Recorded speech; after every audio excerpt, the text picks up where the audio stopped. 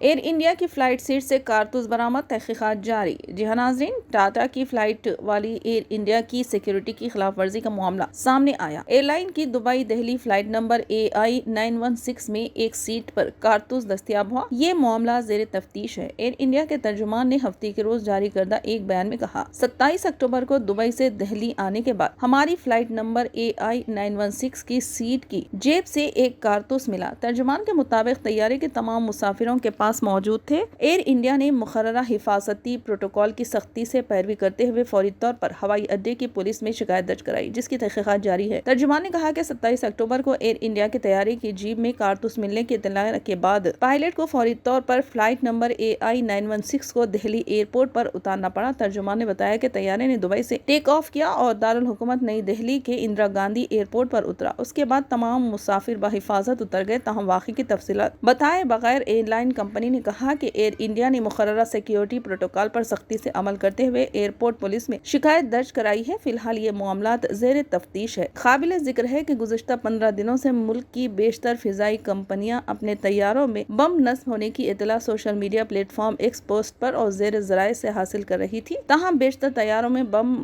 نصب ہونے کی خبریں جھوٹی نکلی ہے۔ شہری ہوابازی کی وزارت اور شہری ہوابازی کے وزیر نے بھی اس کی تحقیقات کرنے اور اس سے سختی سے نمٹنے کی ہدایت دی ہے۔